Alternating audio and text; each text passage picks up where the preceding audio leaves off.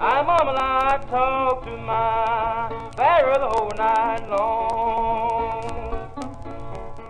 This is the interview of a man named Howell, who was a boy during the Civil War, and he actually fought on the Confederate side. He was interviewed well into his 90s, and this is his take on what the Southern states fought for.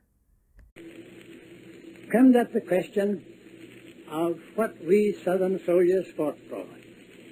My friends, as a boy of 16 and a half years old, I didn't think about any abolition of slavery. My mind wasn't developed enough to take in what the politicians had in mind, and hence there was no trouble as to the freedom of the slaves. About half of the Negros, of my father's Negros, left and went to Norfolk to be under, as they considered, protection, but another half, 40, 50 of them, remained and cultivated the crops until after the war.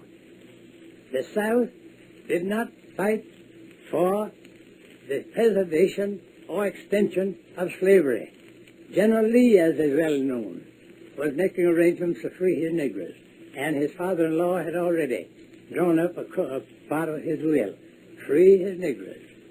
My friend, it was a great curse on this country that we had slavery, and I thank God that I did not bring up my boys and girls under a system of slavery under which I was brought under. What did you boys fight for then? Here's what a great many people do not know. That as a young man that way I couldn't understand it fully, but I look back now and see my part in it, and saw what we struggled for, and that was for states' rights. For states' rights. And as many of you know, immediately after the war, the rights of the various states, well, especially in the South, were very much curtailed, if I may use that word. There you have it. According to Howell, the Southern states did not fight to preserve slavery. They fought for states' rights, which some would argue includes the right to own slaves, the right to do whatever you wish to do with your property. But for the record, Howell is wrong. In the Articles of Succession drafted up by the Confederate States, slavery is one of the main reasons why they wanted to leave.